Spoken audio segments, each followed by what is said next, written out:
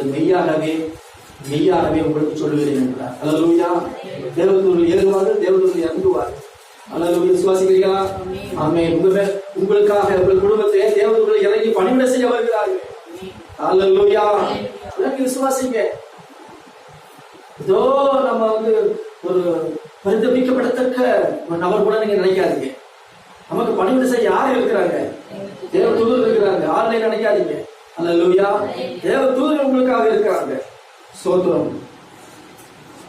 தேவ தூதர் வந்துட்டாங்கன்னா ஆண்டு சொல்கிறார், உன் வழிகள் எல்லாம் காக்கும்.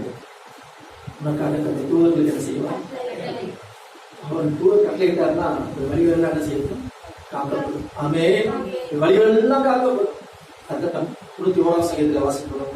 உன் பாதம் கல்லில் இடராதபடிக்கு அவர்கள் உன்னை தங்கள் கைகளில் ஏந்தி கொண்டு போவார். ஆமென். கையில் ஏந்திட்டு போவார். எவ்வளவு ஒரு ஆசீர்வாதம். தேவத்தூர் இறங்கிட்டாங்கன்னா எவ்வளவு ஆசீர்வாதம். கையில் ஏந்திட்டு போவார். கால் இடையிலுமோ ஒரு மேடு பலமா கிடைக்குது, கால் இடையிலுமோன்னு பார்த்தாருங்க. ஆண்டவருக்கு இடாத விட மாட்டார். ஆமென். காலை தள்ளாட விட மாட்டார். எல்லா தூதர்கள் உங்களை தாங்குகிறார்கள், ஏந்துகிறார்கள். உன் வழியெல்லாம் காக்கப்படும். எங்கள் மறந்து போய்விட்டார்கள்.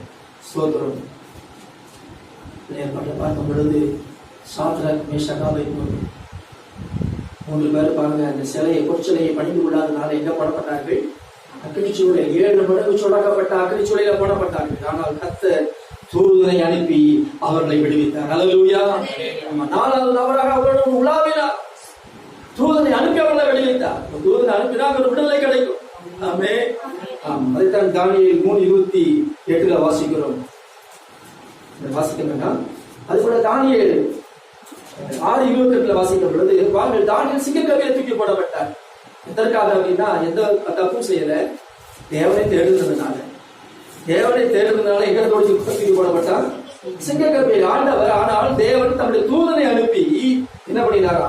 அவனை விடுதலையா இருக்கிறார். தூதனை அனுப்பி சிங்கங்களின் வாயை கட்டி கொண்டார். நாங்கள் 6:28 வாசிப்போம். சிங்கங்களில் சேதப்படுத்தாதபடிக்கு தேவன் தம்முடைய தூதனை அனுப்பி அவர்கள் வாய் என்ன செய்தாராம்? நீங்க நான் சிங்கத்தின் வாயை கட்ட முடியுமா? கட்ட முடியாது. ஆனா தூதன் அந்த வேலையை செஞ்சுக்குவான். ஆமென்.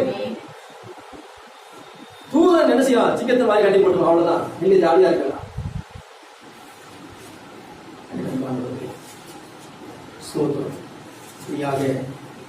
தூதன் அனுப்பும்போதுதான் நன்மை உண்டாகும். சிங்கத்தின் வாய் கட்டப்படுகிறது. எரிகிற அக்கினிச்சூளையில் விடுதலை உண்டாகும்.